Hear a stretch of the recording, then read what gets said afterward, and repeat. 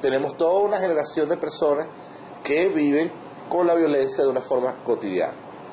La cotidianización de la violencia se ve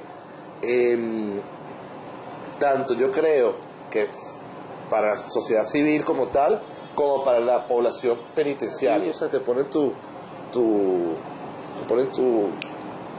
vacuna, exacto, te inoculan, te ponen una pequeña parte de esa enfermedad para que entonces tú crees anticuerpos. Lo mismo ha pasado con el venezolano, que nos han puesto en nuestra vida elementos de violencia que no viven la mayoría de las poblaciones de otros países, y nos hemos visto prácticamente inoculados o desensibilizados frente a la violencia, ¿no?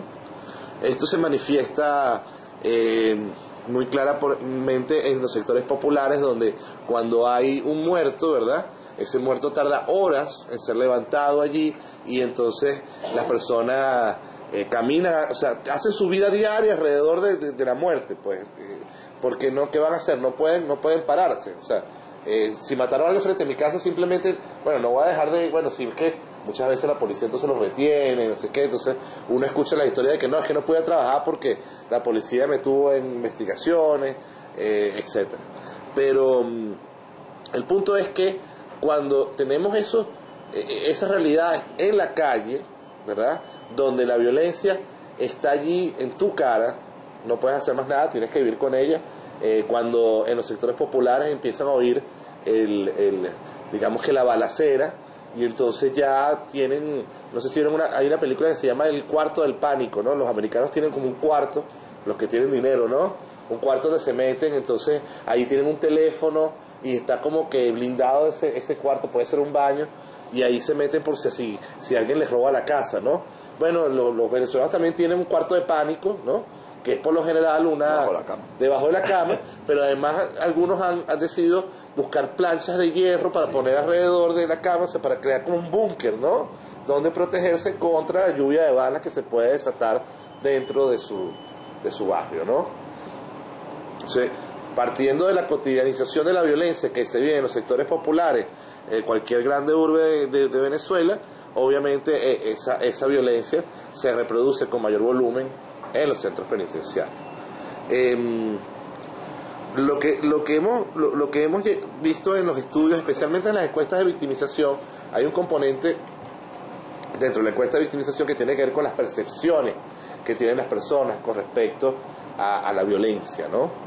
Y lo que más preocupa es que el venezolano tiene una percepción que viene primero por el quiebre institucional, por la falta de respuesta de las instituciones, donde, por ejemplo, cuando les preguntan, ¿usted está de acuerdo que si un hombre mata a otro hombre porque le ha violado a su hija? Bueno, más del 50% estaría de acuerdo con ese comportamiento.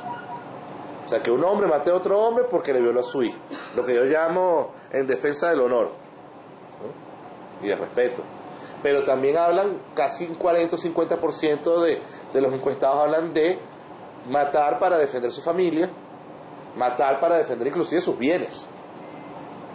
Entonces tú dices, bueno, pero ese rol no es de otro, no es el padre, no es el rol de los cuerpos de seguridad del Estado defender personas y bienes.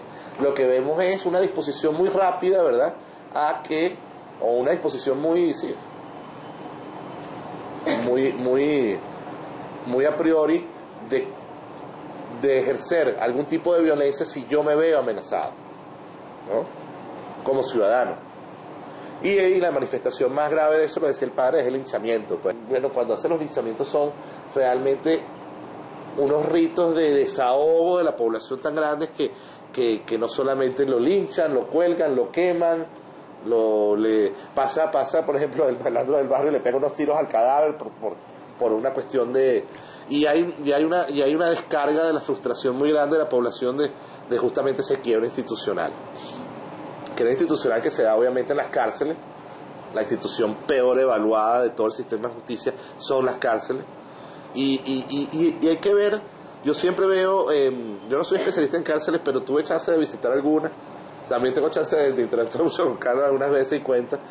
Y el tema de las cárceles también es que hay una frontera viva en la cárcel entre las personas que visitan, los que visitan, pues lo que llaman la visita, pues es una frontera viva donde se da un intercambio entre lo que sucede dentro de la cárcel y bueno, y las personas que están allí justamente haciendo esa frontera entre los reclusos, sus familiares y la comunidad.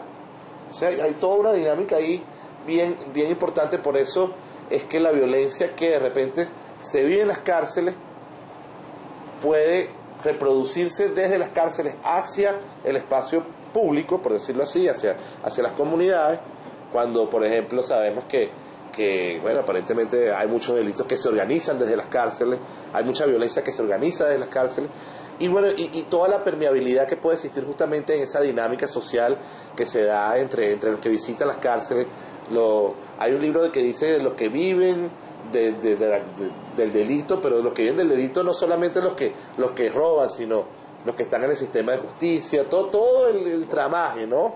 que realmente existe alrededor del fenómeno del crimen. O sea, los que viven del crimen son los jueces, los abogados, obviamente los criminales, pero todos los que viven del crimen son todos los guardias, todos, la policía, todos viven del crimen. Entonces, obviamente también yo creo que lamentablemente en Venezuela muchos están viviendo de la violencia, ¿verdad? De esta violencia generada, bueno, va a ser muy difícil controlar si realmente no existe una voluntad política, y con eso quería cerrar ya, porque yo sé que la idea